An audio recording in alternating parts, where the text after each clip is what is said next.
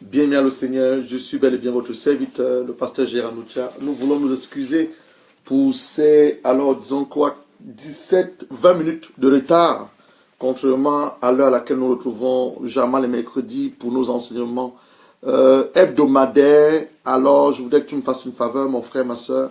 Prends ta Bible et prends un cahier, nous allons nous exhorter. Déjà, avant cela, je voudrais que nous baissions la tête et nous prions là où tu te trouves. Baisse la tête avec moi et nous allons élever la voix au Seigneur. Bienvenue, sœur Valérie Zadi. Nous voulons élever la voix au Seigneur, lui rendre des actions de grâce. Je disais tantôt que nous voulons nous excuser pour ces 20 minutes de retard.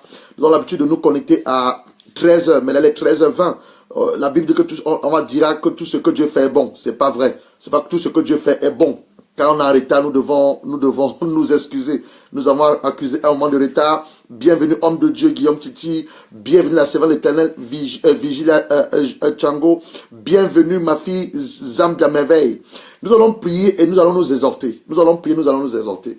Baissons la tête là où nous sommes et nous allons prier. Seigneur, nous venons encore humblement devant ta face. Te dis merci pour ton amour, merci pour ta grâce, merci pour ta bonté, merci pour ta fidélité. Voilà encore un jour que tu as fait, un jour que tu as mis à part, dans lequel nous, tes enfants, tes serviteurs, nous venons totalement enquérir et s'inspirer ta parole, recevoir tes instructions et manquer de ton sceau éternel, afin qu'au-devant de ce que tu as planifié faire dans nos vies, Yahweh, que seule ta volonté se fasse et seul ton nom soit glorifié. Comment ne pas te dire merci? Comment ne pas te célébrer pour la vie de mes frères et de mes sœurs? Ce nouveau mois que tu mets en nos mains, le mois de mars. Papa, comment ne pas te dire merci pour ce nouveau mois? Comment ne pas te rendre des actions de grâce pour les opportunités que tu as relâchées pour ce mois? Comment te dire merci éternel d'y aller au-devant de nous par ton Esprit Saint?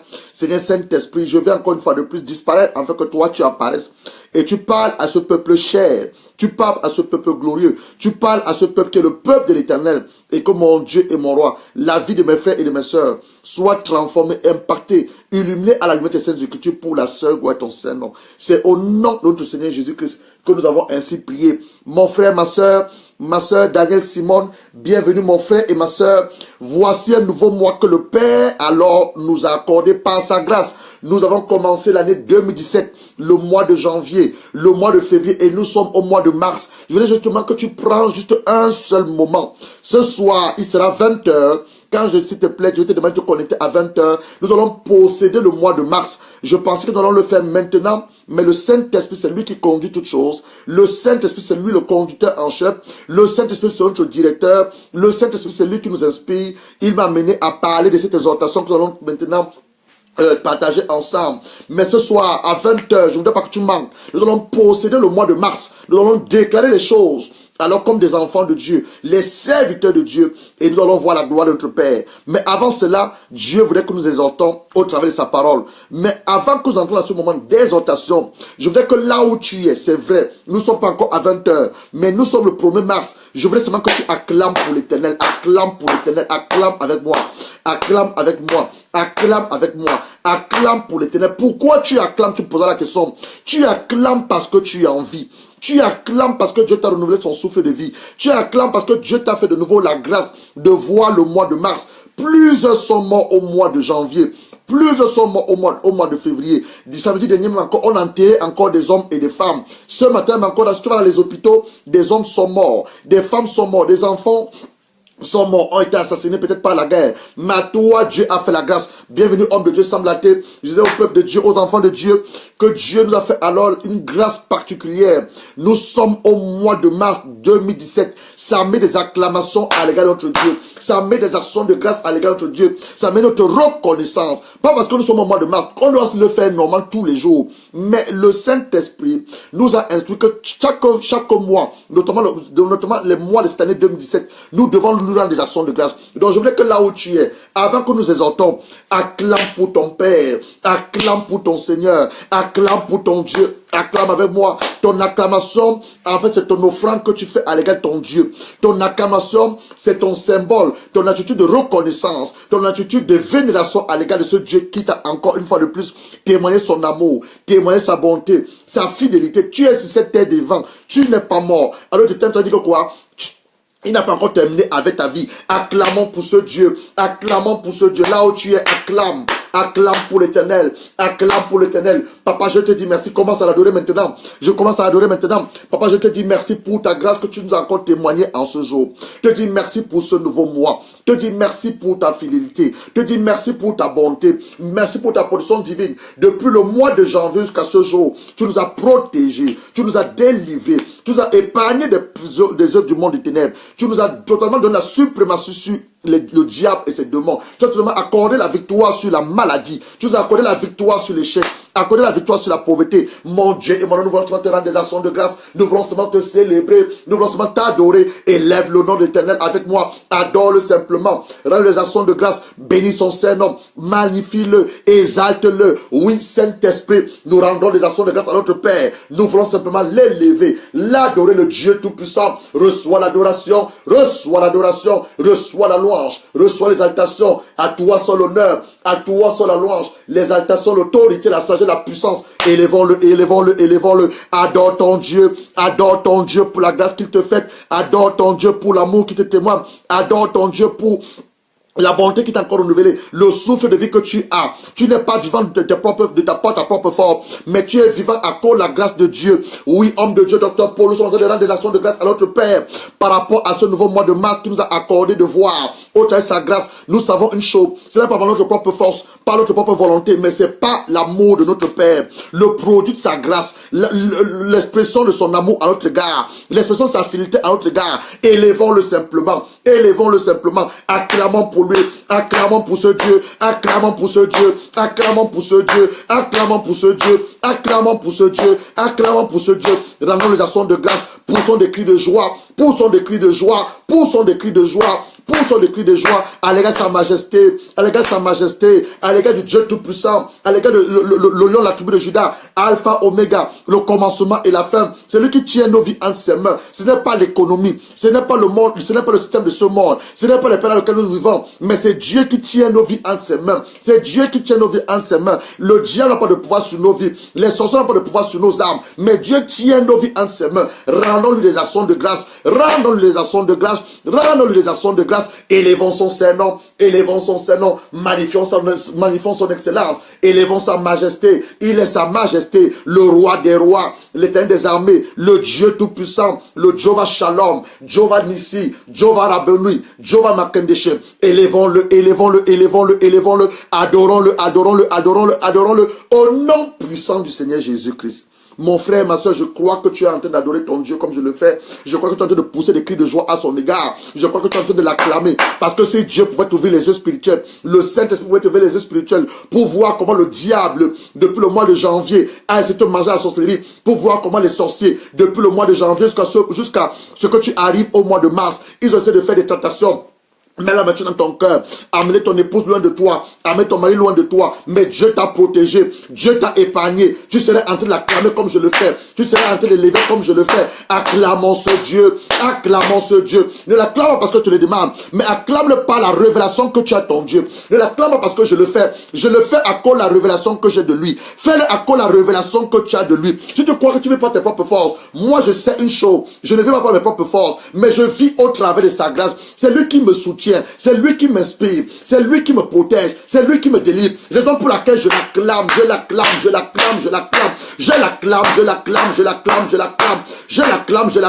Le souffle de vie que j'ai maintenant, je n'ai pas payé un prix. J'inspire et je respire. C'est pas par ma propre force. Si je fais un tour dans les hôpitaux, je vois des hommes et des femmes qui, au travers des tuyaux de gaz, respirent. Mon voisin qui est en bas, il vit avec une bouteille de gaz. On lui change sa bouteille de gaz toutes les semaines. Mais à toi, tu respires sans problème. Tu inspires normalement et tu respires sans appareil, sans gaz. Tu n'es pas dans ni l'hôpital, ni ton épouse. Même si tu es dans l'hôpital, Dieu t'a seulement guéri. Il t'a totalement délivré. Regarde sa grâce. Élève son nom. Élève son nom. Brepa bakara. Randa sandara. Laka sakara kasundubasa. Breka sandara kasundubasa. Likuba sandara. Je ne connais pas par rapport à toi, mais en ce qui me concerne, je veux simplement l'adorer. Je veux simplement l'élever. Simplement l'exalter. Tu n'es pas nu. tu as un habit au moins que tu portes, tu as au moins une chemise que tu portes, tu as à manger matin, midi, soir. Il y a des enfants à travers la terre entière qui n'ont même pas de quoi manger. Tu vas me dire, pasteur Gérard, ça ne me concerne pas. Ce sont ces enfants. Laisse-moi te dire une chose, ça te concerne. Va faire un tour dans les hôpitaux, fais un tour dans les prisons. Tu es un homme libre, une femme libre. Tu peux te déplacer facilement sur terre. Peu importe l'endroit où tu es, tu te déplaces normalement. Tu n'es pas enchaîné, tu n'es pas en prison. Acclame ton Dieu, acclame ton Dieu, acclame ton Dieu. Même si tu as connu une mauvaise nouvelle dans ta famille, ces jours-ci, laisse-moi te dire, Dieu n'a pas terminé avec toi. Acclamons ce Dieu, acclamons ce Dieu, acclamons ce Dieu, acclamons ce Dieu. Élevons son nom, rendons les actions de grâce, rendons les actions de grâce, rendons les actions de grâce au nom puissant du Seigneur Jésus-Christ. Mes frères et mes sœurs, c'est une attitude que nous devons avoir tous les jours. Ce n'est pas une attitude que nous devons normalement faire simplement en début de mois, mais tous les jours nous devons avoir cette attitude. Une attitude d'action de grâce. Parce que alors nous devons reconnaître une chose. Si nous sommes enfants ou serviteurs de Dieu, nous ne nous appartenons pas. Nous ne vivons pas pour nous-mêmes. Nous ne vivons plus pour nous-mêmes. Mais nous vivons uniquement pour le Seigneur de gloire. Et nous lui appartenons. Nous sommes ses enfants. Créés à son image selon sa ressemblance. J'avais pensé, mes frères et mes sœurs, cet après-midi, que nous possédons le mois de mars. Nous allons le faire ce soir. Mais pendant que j'étais en train de remuer dans mon âme par rapport à posséder ce soir, le Saint-Esprit, comme j'ai toujours dit, nous ne faisons pas les choses de nous-mêmes ou les choses qu'on nous demande de faire ou de dire, ou par expérience, par sagesse humaine, mais nous faisons les choses que l'Esprit Saint nous inspire. Le Saint-Esprit, je crois qu'il était exactement 11 heures. Le Saint-Esprit, à partir de 10 heures, a commencé à me parler, afin de nous demander de nous exhorter. Nous exhorter dans quel sens? Dans le sens où nous avons mis, si quelqu'un est en Christ, prends ta Bible, 2 Corinthiens 5, verset 17. Mais ce soir, il sera 20 heures. Mes frères, mes soeurs, tenons-nous la brèche ce soir. Il sera 20 heures. Nous allons non pas simplement posséder l'année, bienvenue Jean Tchédol Gogam, posséder le mois 2017, mais nous allons également proclamer le jeûne de 30 jours. Pour ceux d'entre vous qui nous suivent, nous allons commencer un jeûne de 30 jours à date du 1er mars. 30 jours de prière, de jeûne et de prière pour préparer la Pâque 2017. Plusieurs d'entre nous ne prions plus. Nous prions quand nous allons seulement à l'église. Mais tu oublies une chose. Un enfant de Dieu, un serviteur de Dieu, tu dois avoir une vie de prière. Tu dois avoir des coutumes de prière. Jésus était un homme de prière. Si nous voulons ressembler à notre maître, nous voulons ressembler à notre grand frère, nous voulons ressembler à notre Seigneur, nous devons prier. Tu dois avoir une vie de prière. Et nous allons enseigner pendant ces 30 jours de jeûne sur la prière. Comment prier, pourquoi prier et comment les prières peuvent être efficaces. Parce que le Seigneur nous a révélé, plusieurs d'entre nous ne prions plus. Nous attendons simplement les réunions de dimanche, les réunions de mercredi, pour se trouver avec le corps de Christ assemblé pour prier. C'est bien beau. La prière de l'église, elle est puissante. Mais toi-même, mon frère, tu dois avoir une vie de prière. Je ne veux pas dévier ce que l'Esprit de Dieu a mis à moi pour ce moment. Mais je dis que la prière, nous devons prier. Et nos prières doivent être des prières efficaces. Alors, ouvrons nos Bibles dans 2 Corinthiens 5, verset 17. La Bible dit ceci. Si quelqu'un est en Christ, il est une nouvelle créature. Les choses anciennes, dans ta Bible, peut-être dans ta version, c'est peut-être une nouvelle création. Les choses anciennes sont passées et voici toutes choses sont devenues nouvelles. Je reprends. 2 Corinthiens, l'épître de Paul aux Corinthiens, la deuxième lettre de Paul aux Corinthiens. On dit ceci, 2 Corinthiens 5, verset 17. Si quelqu'un est en Christ, il est une nouvelle créature. Les choses anciennes sont passées. Voici toutes choses sont devenues nouvelles. Voilà la parole de l'Éternel. Je disais tantôt, quand je suis en train de m'apprêter pour nous amener en ce moment, pour que nous possédons le mois de mars, voilà ce que l'Esprit Saint a mis dans mon esprit et surtout dans mon cœur, comme réflexion et comme pensée. Et je voudrais que nous exhortons à la lumière de ce que nous venons de lire. Bien aimé le Seigneur Jésus-Christ, frères et sœurs en Christ, nous voulons vous saluer le nom de notre Seigneur Jésus et nous venons vers vous cet après-midi avec ces pensées et ces questions d'orientation que le Saint-Esprit a mis dans notre pensée, sur tout notre cœur, comme je disais tantôt, il était ce matin entre 10h et 11h. Entre 10h et 11h.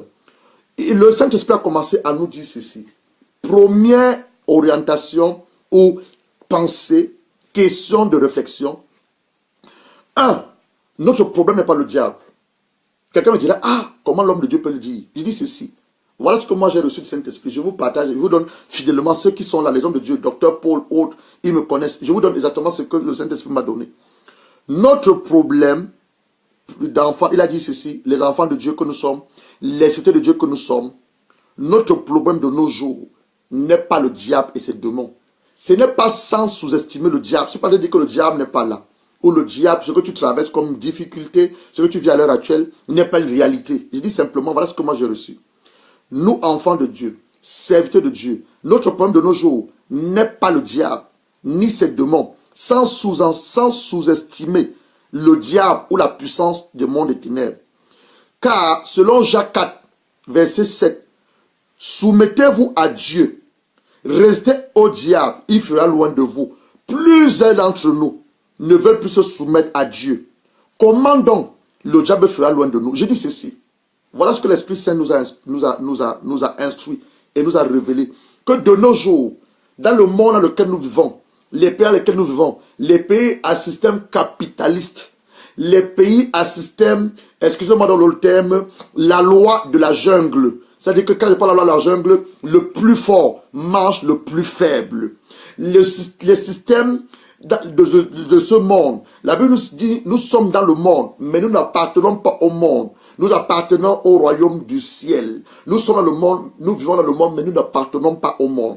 Donc, ce système a tendance à envahir nos pensées. Ce système a tendance à nous amener à vivre comme ils le veulent, au détriment de la lumière de ces Écritures. Ce système nous oppresse. Ce système, par ses tendances religieuses, par ses doctrines, par ses dogmatismes, veut nous éloigner de Dieu. Et le diable, il travaille justement avec la subtilité. Donc le diable, au travers de ce système, au travers de ce monde lequel nous vivons à l'heure actuelle, le diable veut en profiter. Raison pour laquelle l'Esprit Saint veut nous ramener sur le droit chemin. Ce n'est pas moi, j'ai dit tout à l'heure, je voulais que nous prions comment posséder le mois. Même pas comment nous devons posséder le mois de mars. Mais l'Esprit Saint m'a amené autrement. Donc je ne peux qu'obéir à ce qu'il m'a dit. Alors, le diable, par la ruse, par la malice, ses subtilités, veut nous amener à croire une chose, qu'il est fort, qu'il est puissant, et ses démons aussi sont puissants. C'est faux.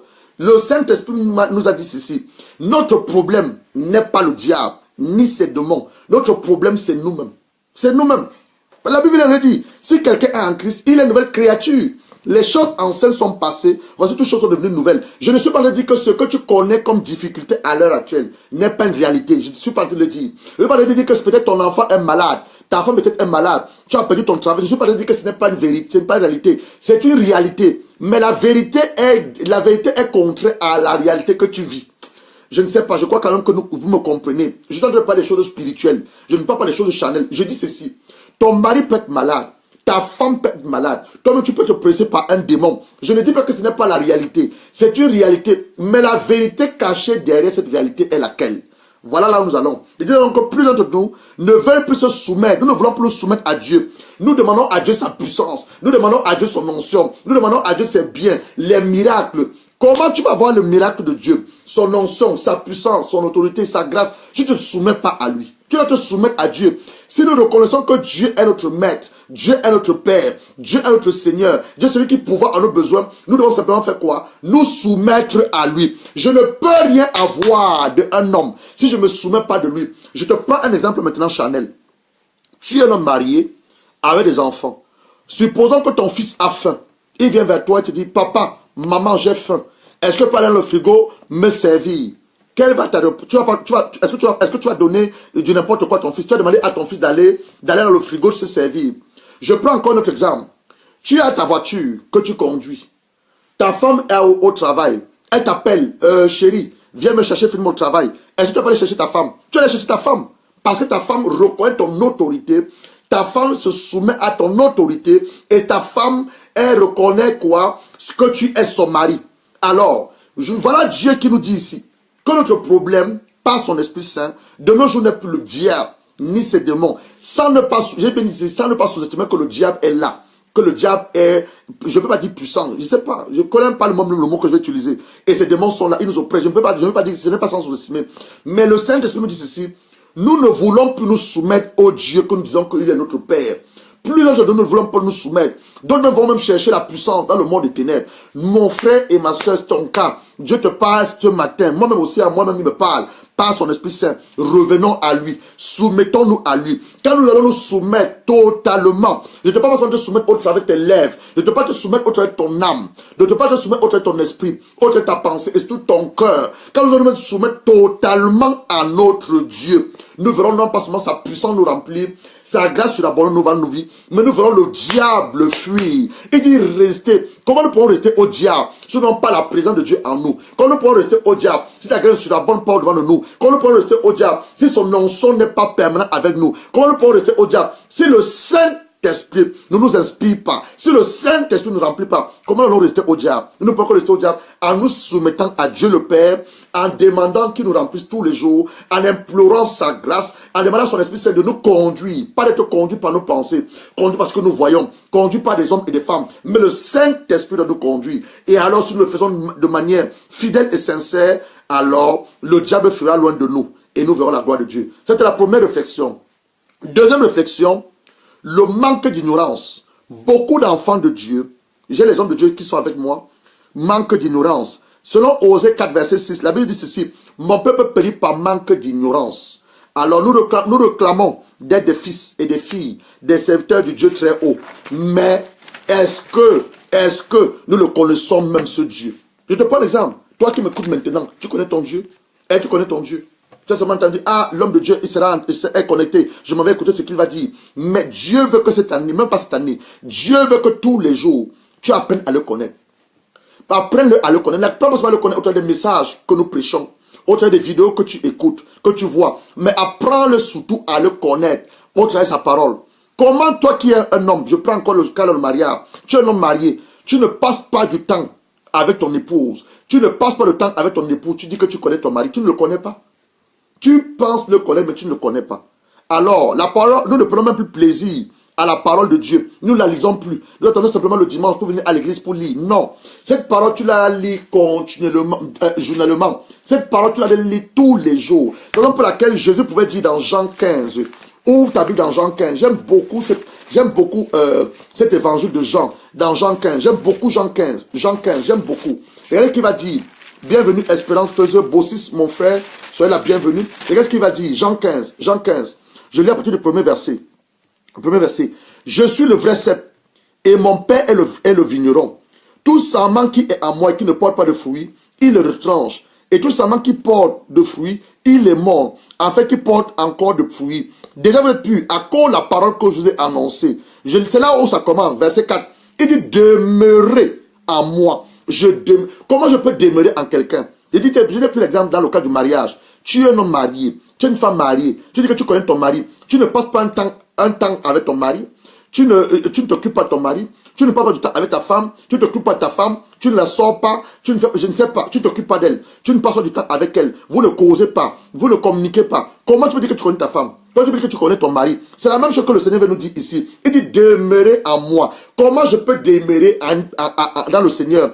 Au travers de sa parole, par la louange, l'adoration, par mes actions de grâce que nous avons faites au commencement de cette exhortation et surtout par nos prières. Il dit demeurez en moi, je demeurerai en vous. Comme le sarment ne peut porter de lui-même s'il ne demeure attaché au cep des fruits, ainsi vous ne le pouvez non plus. Vous voyez, Jésus nous dit ceci par sa parole. Si nous voulons porter des fruits, nous devons demeurer en lui. Parce que de nous-mêmes, sans Jésus dans nos vies n'ont pas de sens. Sans Jésus dans ta vie, mon frère, ta vie n'a pas de sens. Tu vis sur cette terre. Tu dis que tu vis. Je te dis une chose, tu n'as pas Jésus dans ta vie n'a pas de sens. Alors il dit ceci.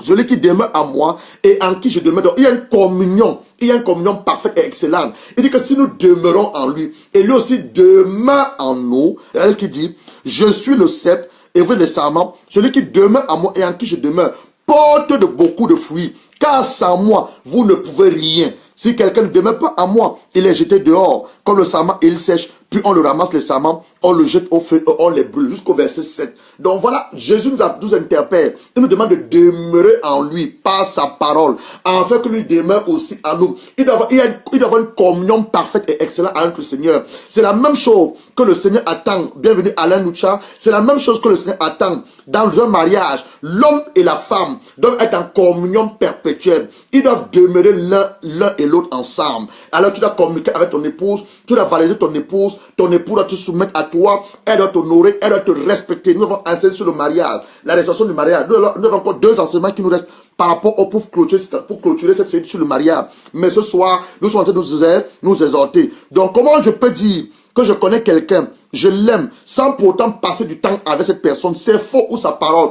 Si elle dit que j'aime Dieu, Dieu est mon Père, le Seigneur Jésus-Christ est mon Seigneur et mon Sauveur, je dois passer du temps avec lui, dans la méditation quotidienne de sa parole. Je dois passer du temps avec lui, dans la louange et l'adoration. Je dois passer du temps avec lui, en train de l'évoquer, en train de le prier, lui rendre des actions de grâce, l'élever, parce que je l'aime. Mon cœur ne vit que pour lui. Ma vie n'est que destinée à faire sa gloire, mais qu'elle est destinée à ma réunion pour s'appeler cette personne. Raison pour laquelle je passe du temps avec lui. Je passe un temps quotidien, je passe un temps dans la méditation quotidienne de sa parole. Donc tu dois lire la parole de l'Éternel. Tu ne lisais pas la Bible. Reviens encore dans la lecture de la parole. Et je crois une bonne chose. Ce jeûne de 30 jours, nous allons beaucoup lire les Saintes Écritures. Et si tu avais du mal à lire, toi-même tu vas revenir dans la lecture.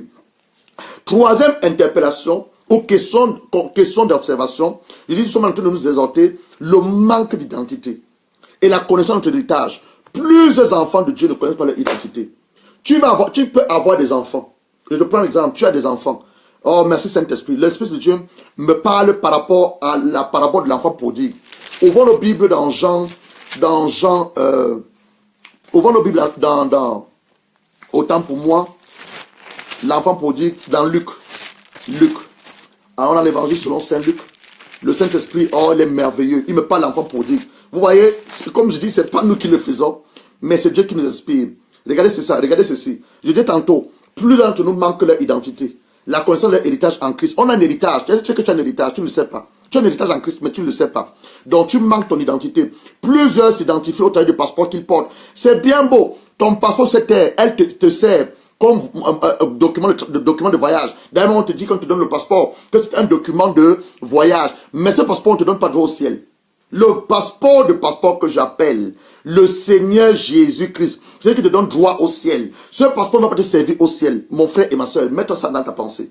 Ton passeport est un document de voyage. Tu peux aller en Chine, au Japon, un peu partout. Mais dis, le passeport dont tu as besoin, c'est le Seigneur Jésus-Christ dans ton cœur, comme ton Seigneur et Sauveur personnel. C'est la seule garantie, le seul moyen par lequel tu iras au ciel. Parce que ton passeport ne te sert que sur la terre. C'est bien beau d'avoir un passeport, il te sert que sur la terre. Mais ton vrai passeport, le passeport que je te demande d'avoir, même pas moi, Dieu te demande d'avoir, c'est le passeport céleste qui est la personne de Jésus. Je disais tantôt, par rapport au manque d'identité et la conscience de l'héritage, pendant que je parlais, l'Esprit Saint m'a conduit dans la parabole de l'enfant prodigue, dans l'évangile selon Saint Luc. L'évangile selon Saint Luc. Ouvre ta Bible dans l'évangile selon Saint Luc. Luc 15. Je vais lire à partir du verset 25.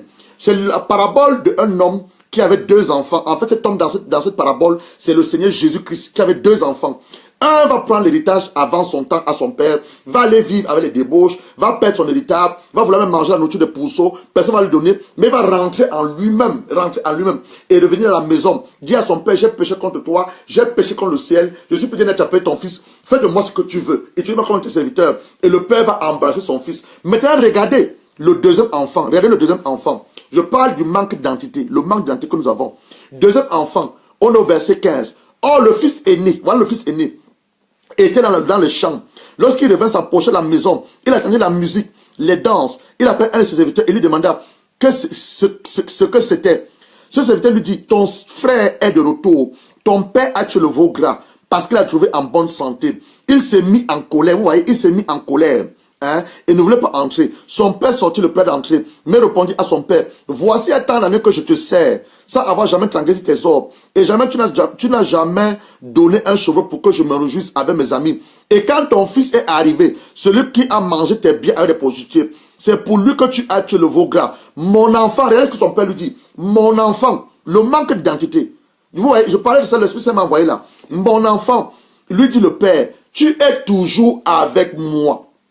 Tout ce qui est à moi, je reprends, verset 31. Mon enfant, lui dit le Père, tu es toujours avec moi. Et tout ce que j'ai est à toi. Donc tu ne le sais pas que tout ce que Dieu a est à toi, bienvenue homme de Dieu, Tony Montana. Si tu ne sais pas que tout ce que Dieu est à toi, comment tu vas le savoir? Parce que ton frère, que voici, était mort, il est revenu à la vie. Parce qu'il était perdu, il est retrouvé. Je parlais de notre manque d'identité. Pendant que je parlais, je prends mon bic pour écrire. Alors, comme fais comme moi, écris Luc 15, verset 25 à 31. Ça, c'est pour illustrer ce que je suis en train de dire. Donc, je dis tantôt, pendant que tu es en train de parler sur le manque d'identité que nous avons et la méconnaissance de notre héritage en Christ, l'Esprit Saint nous a conduit dans l'évangile, selon Saint Luc, Luc 15, verset 25 à 31, où le fils aîné était en train de se plaindre auprès de son père, disant que depuis que je suis avec toi, je ne t'ai jamais volé ton argent, je n'ai jamais abusé de ta confiance, je suis jamais allé avec les prostituées, tu ne m'as jamais rien, tu n'as jamais tué rien pour moi. Voilà mon petit frère qui a commis toutes sortes d'infamités, qui a commis toutes sortes de débauches. Il voilà les revenus, tu tues le veau gras pour lui, tu l'habilles, tu donnes un anneau de bague. Alors cet enfant, le premier fils, ne connaissait pas son identité. Et le père va lui dire ceci: tout ce qui est à moi est à toi. Plusieurs d'entre nous ne savent même pas ce qu'ils sont. Est-ce que tu sais que tu es le fils de Dieu très haut? Est-ce que tu sais que tu es la fille de Dieu très haut? Nombreux s'identifient, comme je disais tantôt, à leur passeport qu'ils ont sur cette terre, qui est une très bonne chose. Mais nous venons du ciel. Nous appartenons au ciel. En ce qui concerne ton héritage en Christ, prends l'exemple d'un enfant de Dieu qui est malade. Et s'il ne sait pas que, je prends l'exemple, d'un enfant de Dieu, un certain même de Dieu. Tu ne sais pas que l'œuvre que Jésus a accomplie à la croix, par la rédemption, il ne t'a pas seulement sauvé, du péché, pardonné, mais par ses meurtrissures, tu es guéri. Tu continues à dire: ah, homme de Dieu, je suis malade, prie pour ma tête, prie pour mon ventre, prie pour mon cœur. Mais Jésus t'a déjà guéri par ses meurtrissures.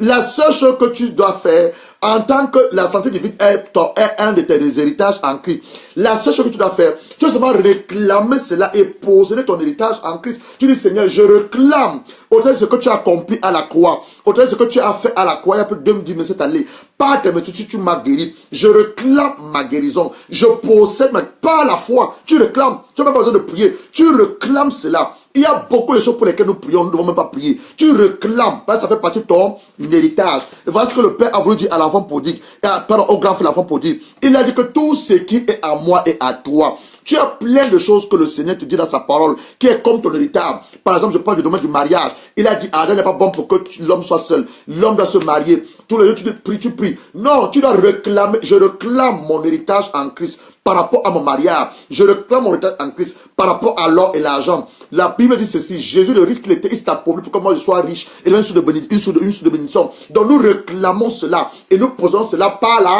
la foi. Troisième, autant pour moi, quatrième réflexion, nous allons commencer avec 2 Corinthiens 5, verset 17.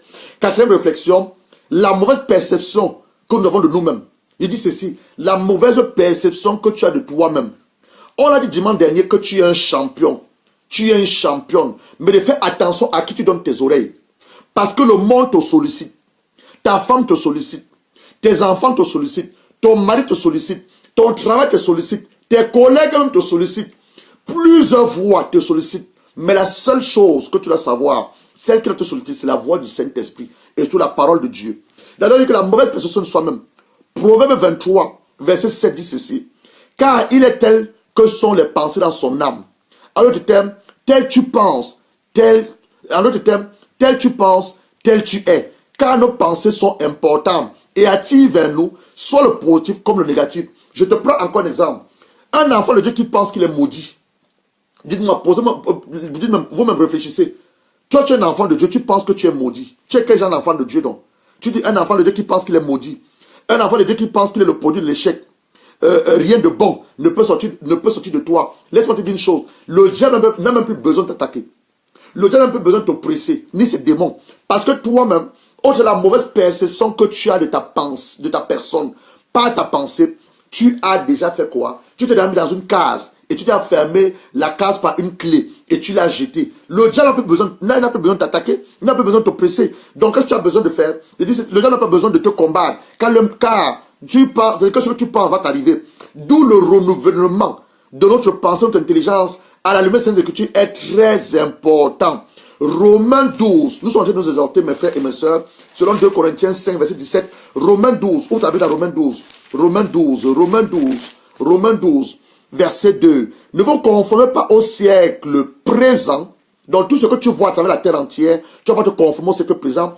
Les guerres, les luttes, les violences, les abus sexuels, les abus d'autorité, tout ce que tu vois dans le monde. Ne vous conformez au siècle présent, mais soyez transformés par le renouvellement de votre intelligence, afin que vous discerniez quelle est la volonté de Dieu. Donc Dieu a une volonté à ton égard. Ce qui est bon, ce qui est agréable et parfait. Et donc ceci, nous devons quoi? Demander le renouvellement de notre intelligence, le renouvellement de notre pensée, à la lumière des Saintes Écritures, qui est très important, afin que cette mauvaise perception que nous avons de nous-mêmes soit totalement dissous, éradiquée par la lumière des Saintes Écritures. Je te prends un autre exemple. Tu penses tout moment que tu es un homme pauvre. Tu as fini par être un homme pauvre. Mais par contre, tu commences à épouser la parole de Dieu. Tu commences à avoir des bonnes pensées, une bonne perception de toi. Je suis un homme fort, je suis un homme riche, je suis un enfant de Dieu, un serviteur de Dieu. Par moi, je fais de grandes choses. Tu commences à déclarer ces choses dans ton âme, je t'assure. Tu vas voir ces choses s'accomplir. Donc la mauvaise perception que nous avons de nous-mêmes n'est pas une bonne chose. Donc à la lumière sainte Écriture, nous devons demander quoi? Le renouvellement de notre intelligence à la lumière des Saintes Écritures. Et surtout, veiller à nos pensées. Parce que tel nous pensons, tel nous finirons par être. Cinquième réflexion ou question d'orientation, question de réflexion. Nous ne demandons pas assez. Matthieu 7, verset 10. Demandez, l'on vous donnera. Cherchez, vous trouverez. Frappez à ma porte vous sera ouverte. Ou alors, même lorsque nous demandons mal. Jacques 4, verset 3 dit ceci. Vous demandez et vous ne recevrez pas parce que vous demandez mal dans le but de satisfaire vos passions. Je prends un exemple. Une sœur va dire, pasteur, prie pour moi pour que Dieu me fasse la grâce de rencontrer un homme qui le craint, un homme qui va m'épouser. Mais la même sœur, elle a un copain. La même sœur vit à l'adultère. La même sœur vit avec un homme à la maison. Pose-toi même la question de savoir comment tu vas répondre à cette prière. Dieu ne peut pas répondre à cette prière. Parce que lorsque l'homme de Dieu va prendre son temps pour prier, le Seigneur va lui ouvrir les yeux. Que cette sœur, sa vie ne l'honore pas. Cette sœur vit mal. Cette sœur a un copain dans sa vie. Elle vit avec un homme dans sa vie. Elle vit en adultère. Je te prends un autre exemple. Un enfant de Dieu, tu dis à Dieu, ok, Seigneur, donne-moi cette voiture. Et je montre à ces gens-là de quoi, quel bois je me chauffe. Mon frère, c'est une prière charnelle. Est-ce que moi te le dis? C'est une prière charnelle. Dieu ne va jamais répondre à cette prière. Est-ce que Dieu veut que tu te maries? Oui, Dieu veut que tu te maries. Est-ce que Dieu veut que tu aies une voiture? Oui, Dieu veut que tu aies une voiture. Est-ce que Dieu veut que tu t'habilles? Oui, Dieu veut que tu t'habilles. Est-ce que Dieu veut que tu manges? Oui, c'est là la volonté de ton Père, que tu manges. Somme 23 dit que je suis l'Éternel, ton bon berger. Dieu veut pouvoir à tes besoins, mais tes besoins charnels, les besoins liés à tes passions, il ne répondra jamais à cette prière. Alors que nos demandes doivent s'accorder avec la volonté parfaite de Dieu, surtout à la recherche de son royaume et sa justice, l'établissement de son règne et sa volonté sur cette terre. Selon Matthieu 6, verset 33, Dieu veut que son règne, souvenez-vous, ouvre ta Bible dans Matthieu 6, ouvre ta Bible dans Matthieu 6, lorsque Jésus va apprendre à ses disciples à prier, il va dire ceci, ouvre ta Bible dans Matthieu 6, c'est une exhortation que nous sommes en train de faire, Matthieu 6, je sais que beaucoup d'entre nous ne lisons pas la Bible, c'est la raison pour laquelle nous lisons maintenant, Matthieu 6, il dit ceci, en priant, ne multipliez pas de vaines paroles comme des païens qui s'imaginent qu'à force de paroles, ils seront exaucés. Ne les ressemblez pas car votre Père sait de quoi vous avez besoin avant que vous le lui demandiez. Voilà ce que la Bible dit. Amen, vendeur, bienvenue. Voici donc comment vous devez prier. Notre Père qui est aux cieux, donc notre Père est dans les cieux. Que ton nom soit sanctifié. Que ton règne vienne. Son règne va venir où? Sur cette terre. Que ton règne vienne et que ta volonté se fasse sur la terre comme on l'est au ciel. Dans le règne de Dieu ce soir, quand sera homme de Dieu Astali, bienvenue. Ce soir, quand sera 20h, quand nous allons posséder le mois de mars, nous allons dire Seigneur, ton règne doit venir dans nos vies. Ton règne doit venir dans nos églises. Ton règne doit venir dans nos maisons. Ton règne doit venir dans nos nations. Et que ta volonté, la volonté de Dieu est faite dans le ciel. Sa volonté veut la faire sur cette terre. Pas ton canal, pas mon canal. Donc voilà comment nous devons prier. Nos prières ne doivent pas être pour des motifs charnels, ne doivent pas être pour satisfaire nos passions, mais nos prières doivent être à la recherche parfaite de la volonté de Dieu, surtout au désir de voir son royaume et sa justice Son règne, sa volonté d'être établi sur cette terre des vents. La terre à laquelle Dieu t'a conduit. Tu es au Gabon, tu es en Chine, tu es en Indochine, tu es aux États-Unis, tu es en Allemagne, tu es en Angleterre. Parce que Dieu t'y a conduit. Et Dieu veut que son règne, son royaume, sa justice et surtout sa volonté se fasse dans ce pays-là dans lequel tu es. Donc ce soir à 20h, quand je dis que Seigneur, je veux que ton règne vienne dans ma vie.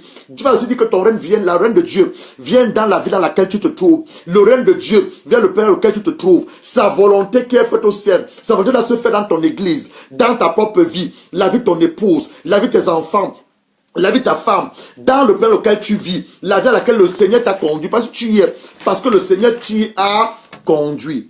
Sixième réflexion ou question d'orientation, nous sommes toujours selon 2 Corinthiens 5, verset 17. C'est là nous inspirons cette exhortation. Nous sommes dans la sixième réflexion, oui, sixième réflexion. Le manque de foi. Le manque de foi. Hébreux 11, verset 6. Or, sans la foi, il est impossible de lui être agréable. Car il faut que celui qui s'approche de Dieu croit que Dieu, existe. Donc, toi qui t'approches de Dieu, tu dois savoir que Dieu existe. Ça, c'est d'un. Et qu'il est le rémunérateur de ceux qui le cherchent. En d'autres termes, après avoir cru que Dieu existe, tu dois savoir qu'il y a une rémunération. Dieu te rémunérer au travers de la foi que tu as à son égard. Parce qu'on dit, il est le rémunérateur de ceux qui le cherchent en esprit et en vérité. Ouvre ta Bible dans Matthieu 17. Matthieu 17. Les disciples de Jésus, les apôtres de Jésus, ils ont eu un problème. Ils ont manqué de foi. Comme il nous arrive parfois de manquer de foi. Et ce que j'aime beaucoup leur attitude, ils ont dit Seigneur, augmente la foi. Est-ce que toi il t'arrive de demander à ton Père, le Dieu de gloire, d'augmenter la foi? Parce que les disciples ont dit à Dieu, augmente la foi. Un enfant de Dieu, écoute ce que je dis, un enfant de Dieu, un certain de Dieu, ne vit pas dans l'inquiétude, ne vit pas dans l'anxiété, ne vit pas dans le doute, ne vit pas dans l'inquiétude. Toutes ces choses, c'est l'expression de quoi? De manque de foi. Nous ne connaissons pas le Dieu qui nous a appelés. Nous ne connaissons pas le Dieu dont nous réclamons de ses enfants, ses fils et ses filles. Nous ne connaissons pas le Dieu que nous proférons son nom. Nous ne connaissons pas la puissance, la capacité de ce Dieu de pouvoir à nos besoins lorsque nous faisons. C'est un peu laquelle il va dire dans Matthieu 6, à partir du verset 14 au verset 25. Il dit, ne vous inquiétez de rien. Mais une chose, mon royaume est ma justice, mon royaume est ma justice, mon royaume est ma justice. Regardez les oiseaux de champ, ils ne soignent, ils ne moissonnent, mais je prends soin d'eux. Salomon, avec toute la gloire qu'il avait, toute la mue qu'il avait, il n'était pas mieux vêtu que ces oiseaux-là. Je pense combien de fois maintenant lui va prendre soin de toi. Mais tu demandes quoi? Son royaume et sa justice et d'avoir foi. Alors je dis tantôt, nous sommes dans Matthieu 17. Nous allons voir une très belle histoire pour illustrer le manque de foi et l'incrédulité que nous manifestons parfois.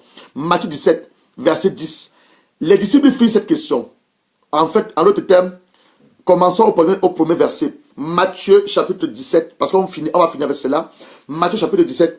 6 jours après, Jésus prit avec lui Pierre, Jacques et Jean, son frère, et les conduisit à l'écart sur une montagne. Il fut transfiguré devant lui. Son visage resplendit comme le soleil, et ses vêtements devinrent blancs comme la lumière.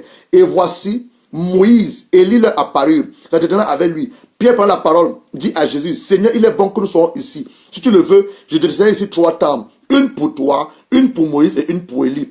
Comme il parlait encore, une nuée lumineuse les couvrit. Et voici une voix fit entendre la nuée ces paroles. Celui-ci est mon fils bien-aimé en qui j'ai mis toute mon affection. Écoutez-le. Lorsqu'il a entendu cette voix, les disciples tombaient sur leur face, furent saisis d'une grande frayeur. Mais il s'approcha d'eux et les toucha. Il dit, levez-vous, n'ayez pas peur. Il levait les yeux et ne vit que Jésus seul. Comme il descendait la montagne, je lui ai donné cet ordre. Ne parlez à personne de cette vision, lorsque le Fils de l'homme soit ressuscité des morts. Les disciples lui firent cette question.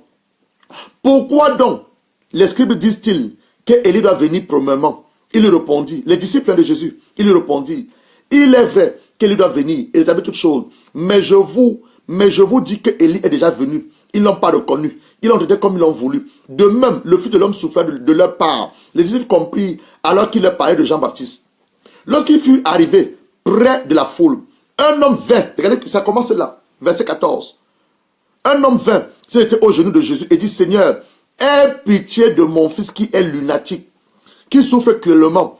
Il tombe souvent dans le feu, souvent dans de l'eau. Je l'ai amené à tes disciples. Ils n'ont pas pu le guérir. Regardez la réponse de Jésus. Race incrédule. Et incrédule, c'est le manque de foi. L'incrédulité, c'est le manque de foi. L'incrédulité, c'est, en fait, c'est-à-dire que c'est l'expression de ton doute face à la parole de Dieu. Il dit, race d'incrédules, perverse, répondit Jésus. Jusqu'à quand serai-je avec vous? Jésus était fâché.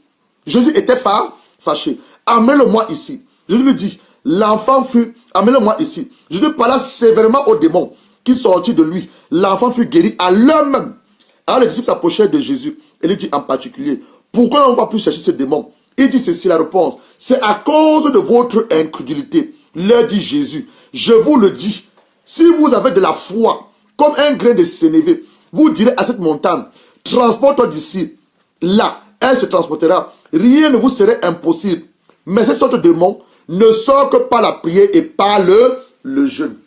Vous voyez, voilà un père qui va amener ses enfants, qui va amener son fils malade, lunatique, auprès des serviteurs de Jésus. Il s'attend que les serviteurs de Jésus qui marchent avec Jésus, ils ont la puissance de Jésus, ils ont l'onction de Jésus, ils ont la connaissance de Jésus et surtout la puissance de chasser ces démons. Mais ils vont être incapables. Et Jésus va nous répondre, Jésus va nous dire, c'est à cause de leur incrédulité. Jésus va dire ceci, à cause de votre incrédulité, à l'autre terme, le manque de foi, le doute à leur capacité, le doute à la conscience, qu'eux aussi peuvent chasser les démons, le doute à leur identité, le doute face à ce que Jésus qui a marché avec eux, lui qui a donné le pouvoir, l'autorité, de faire les choses à son nom, ils n'ont même pas cette conscience-là. Donc voilà autant de choses que ces disciples ont commencé à exprimer. Et Jésus va dire une troisième chose, le manque de foi. Il va leur dire, si vous avez la foi, comme un grain de sénévé, vous direz à cette montagne, déplace-toi de là. Et la montagne va aller. Mais il dit, je rends gloire à Dieu pour ses disciples. Parce que plus tard, ils vont dire à Dieu, augmente-nous la foi. Est-ce qu'il t'arrive de demander à Dieu d'augmenter la foi? Jésus va leur dire, à cause de votre incrédulité. Il a dit, si vous avez la foi comme un grain de sénévé, vous direz à ces montagnes. Il a demandé à leur augmenter la foi. L'enfant de Dieu, le serviteur de Dieu doit être un homme de foi. Je reprends ceci. L'enfant de Dieu, le serviteur de Dieu doit être un homme de foi. Pas par moment, mais à tout moment. Et ceci, quelles que soient les circonstances, les situations qui peuvent se présenter ou qui se présenteront devant toi. Il dit ceci, toi en tant qu'enfant de Dieu, serviteur de Dieu, tu dois être un homme de foi.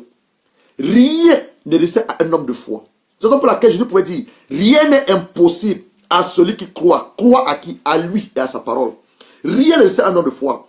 Quand nous ne marchons pas par la vue, mais nous ne marchons pas à la foi. C'est pour laquelle j'ai commencé à te dire, la réalité que tu vis à l'heure actuelle, je n'en disconviens pas que tu vis une réalité. Ton mari est peut-être malade, ta femme est peut-être malade, les enfants sont malades, tu les amènes à l'hôpital, je n'en disconviens pas. Mais la vérité, c'est que Jésus, par sa parole, me dit te dire, par ses maîtres sûrs, ton épouse est guérie, ta femme est guérie. La maladie n'a pas de pouvoir dans votre vie, dans votre maison. Par ses maîtres sûrs, il vous a délivré des œuvres du monde des ténèbres. Et au travers de l'œuvre de la rédemption, ton héritage en Christ, la santé divine fait partie de cet héritage en Christ. L'or et l'argent fait partie de cet héritage en Christ. L'élévation, la gloire fait partie de cet héritage que tu as en Christ. Tu fais partie de cet héritage que tu as en Christ. Dieu dit que nous ne marchons pas par la vue, mais nous marchons par la voie. Et nous avons décidé, nous, d'être de ceux-là qui croient sans avoir vu. Pas comme Thomas qui voulait voir avant de croire. Il dit ceci, mot de fin, nous avons décidé, nous, d'être de ceux-là, les hommes de Dieu, les enfants de Dieu, hommes de foi, qui croient sans avoir vu.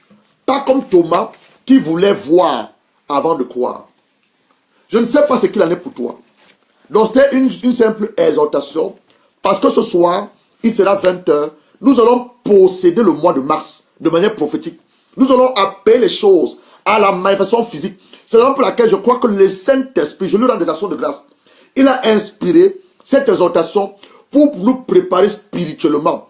Il a inspiré cette exhortation pour que notre foi au monde, notre dépendance à la parole, la personne de Dieu, soit totalement réelle et concrète. Il a inspiré cette exhortation pour que ce que nous allons faire ce soir, nous le faisons comme des hommes et des femmes de foi. Des hommes, on va déclarer ce soir, nous allons posséder le mois de mars ce soir. Il sera 20 h. Ne manque pas cela. Fais-nous une faveur, même pas à moi, mais à ton Dieu. Dis à un homme, dis à une femme, nous allons posséder le mois de mars ce soir. Il sera exactement 20 h. Et je crois une bonne chose. Homme de Dieu, pasteur Kelly, Ayuba, papa, vraiment que je te bénisse. Nous voyons les très bonnes choses qui se passent du côté de l'île en France en ce moment. Que Dieu te bénisse et continue à te remplir. Nous sommes pratiquement à la fin de notre exhortation.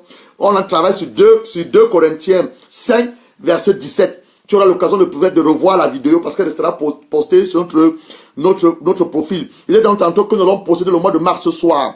Mais avant cela, l'Esprit Saint a voulu que nous exhortons au travers de ces 6 réflexions. On a dit ceci. La première réflexion, je peux rapidement récapituler.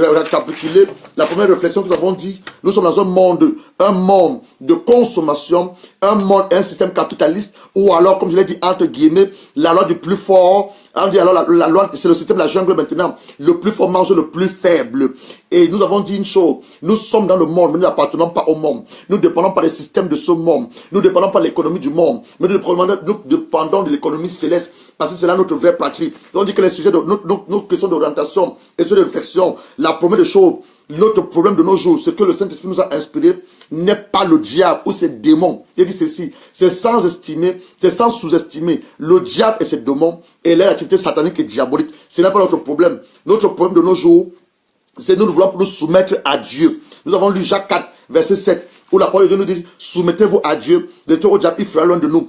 Beaucoup d'entre nous ne voulons pas nous soumettre à Dieu, mais nous disons que nous sommes les enfants de Dieu, les de Dieu, mais nous ne voulons pas nous soumettre. Comment nous voulons servir une personne et nous ne voulons pas nous soumettre à cette personne? C'est une erreur. La deuxième chose, nous n'avons pas du manque d'ignorance.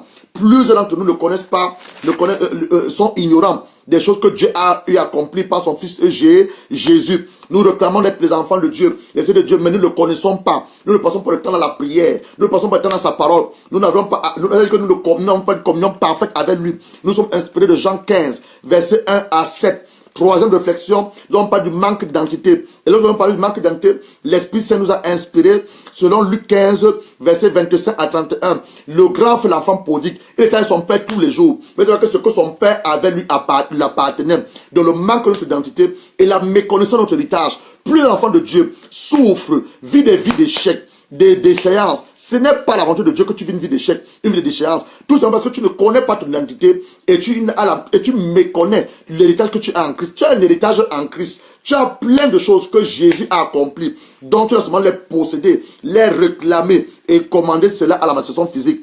Quatrième réflexion, on appelle la mauvaise perception que nous avons de nous-mêmes. On a cet esprit de Proverbe 23, verset 7. On dit que tel tu penses, tel tu es. Tu as une mauvaise perception de toi. Toi, enfant, en tant qu'enfant de Dieu, tu penses que tu es maudit. Tu penses que tu es maudit.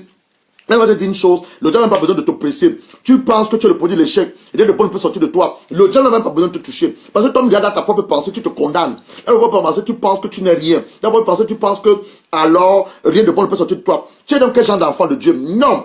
Tu dois amener ta pensée à être soumise à la parole de Dieu. Tu dois amener ta pensée. Tu dois faire quoi? Avoir le roulement de ton intelligence à la lumière des saintes écritures.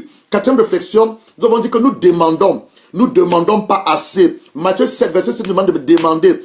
On nous donnera. De chercher, nous trouverons. De frapper la porte nous sera ouverte. Ou alors lorsque nous demandons, nos demandes sont mal formulées. Nos demandes sont uniquement concentrées par rapport à nos besoins charnels, par rapport à nos convoitises. Un enfant demande à Dieu de donner une voiture parce qu'il va aller écraser ses frères. Une femme de Dieu qui demande à Dieu de donner un mari parce qu'elle s'est montrée à sa voisine elle n'est pas destinée à être célibataire. C'est une mauvaise demande. Nos demandes doivent être centrées uniquement sur la volonté de Dieu et en concordance avec sa parole. On a parlé sixièmement maintenant, le manque de foi. Et on a dit dans Hébreux 11, verset 6, or sans la foi, il est impossible de lui être agréable. Car il faut que celui qui s'approche de Dieu croit que Dieu existe et qu'il est remercié de ceux qui le cherchent. On a dit que les disciples de Jésus, à un moment, ils ont aussi eu un problème de manque de foi. Ils ont demandé à Dieu de leur augmenter la foi. Il peut t'arriver face à ce que tu traverses comme difficulté, comme réalité de ce que tu vis, qu'il te manque de la foi. C'est peut-être pas une mauvaise chose, mais tu dois demander une chose à Dieu, de t'augmenter la foi et non totalement fermer ta pensée, fermer ton cœur, fermer ton esprit à la foi. Non, sans la foi, tu ne peux pas lui être agréable. Et nous avons dit, nous sommes de ceux-là qui ne marchons pas selon la vue, mais nous marchons par la foi. Nous sommes de ceux-là qui avons décidé d'être des hommes de foi. des hommes de prière. Nous sommes de ceux-là qui avons décidé de croire sans avoir vu. Thomas voulait voir Jésus. Si Jésus était ressuscité, il voulait voir avant de croire. Mais nous avons décidé, alors des hommes de foi, des femmes de foi, des enfants de foi, nous avons décidé de croire sans avoir vu. Mes frères et mes sœurs, je te simplement entre nous exhorter, selon 2 Corinthiens 5, verset 17. Si quelqu'un est en Christ, il est une nouvelle créature. Les choses anciennes sont passées. Toutes choses sont devenues nouvelles. C'est une réalité et c'est une vérité. Tu es en Christ, tu es une nouvelle créature. Je suis en train de dire que l'oppression satanique que tu vis n'est pas une réalité. C'est une réalité, mais ce n'est pas une vérité. La vérité, c'est que quoi? Dieu dit que si tu te soumets à lui, selon Jacques 4, verset 7, le diable, il te donne la puissance d'autorité que de rester au diable. Et le diable fuira loin de toi. Mais tu as besoin d'une chose, te soumettre à Dieu. Méditer sa parole. Prier. Croire à ce que sa parole dit. Pas la foi. En fait, t'engager. De ne pas être passif par rapport aux choses de la parole, aux choses du royaume, mais d'être un homme actif. De ne pas être une femme passive par rapport aux choses de la parole, par rapport aux choses spirituelles, mais d'être une femme active, une femme engagée. Qu'est-ce qui t'engage? C'est ta foi. Qu'est-ce qui t'engage? Ta dépendance à l'œuvre de la croix. Qu'est-ce qui t'engage? Ta dépendance et ta soumission, ton obéissance à la parole, à la volonté de Dieu te concernant. Donc voilà les choses pour lesquelles l'Esprit Saint a voulu que nous exhortons cet après-midi, parce que ce soir, à 20h, nous allons posséder le mois de mars. Et nous ne pouvons que le faire par la foi. C'est la raison pour laquelle je crois que le Saint-Esprit a voulu détruire toutes les mauvaises conceptions que nous avons de nous, les mauvaises perceptions, nous enlever la croyance sur laquelle le diable, alors, non, le diable est sous tes pieds.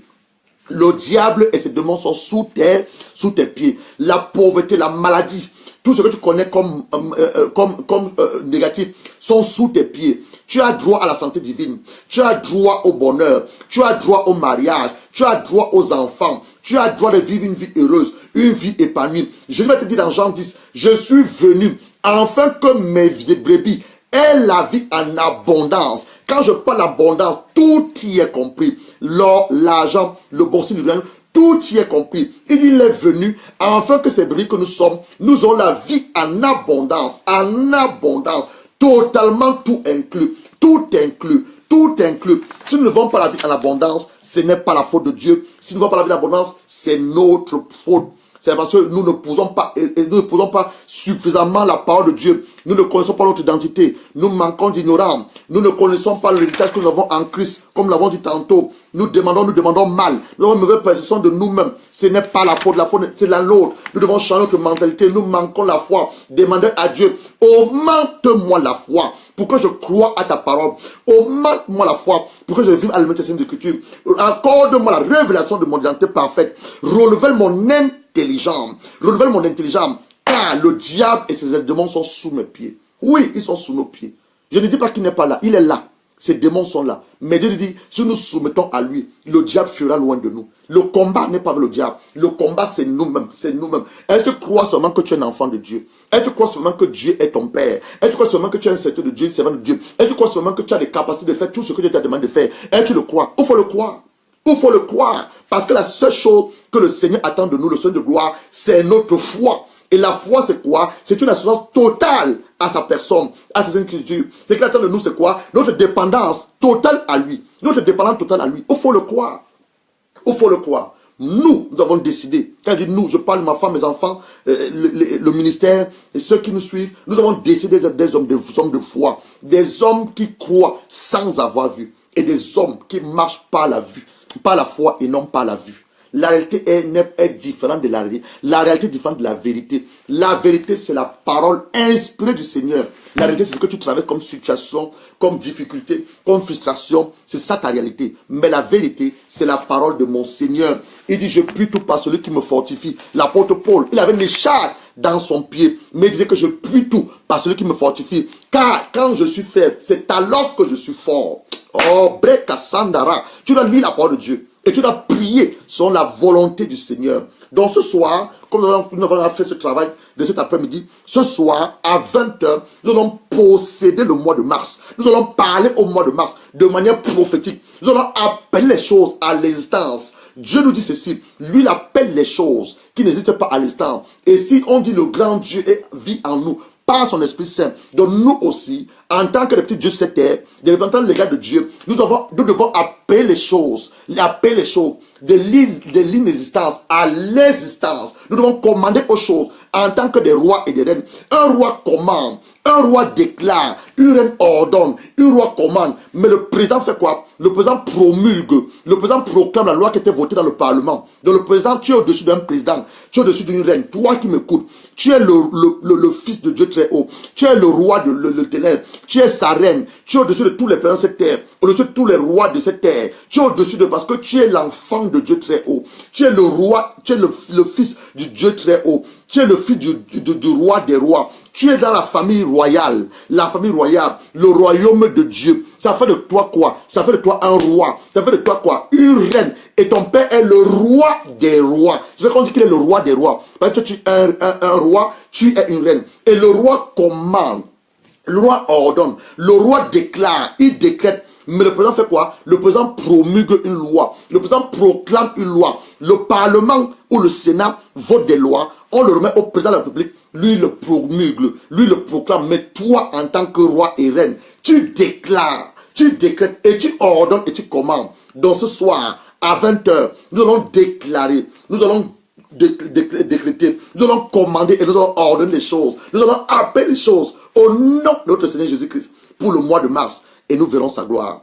Donc, à 20 h, nous allons nous retrouver pour un moment de déclaration, un moment de possession de ce mois de mars. Et surtout, nous allons également proclamer le jeûne de 30 jours. Nous avons dit, nous commençons un jeûne de 30 jours, pour préparer la Pâque. La Pâque cette année tombe le dimanche 16 avril, si je crois. La Pâque tombe le mois d'avril, le 16. Donc nous allons prendre un jeûne de 30 jours, afin que Dieu nous remplisse, afin que nous prions de manière efficace, afin que le ciel descende sur cette terre dans laquelle nous vivons et que la volonté de notre Père soit établie sur cette terre comme elle est faite dans le ciel. Donc restez connectés.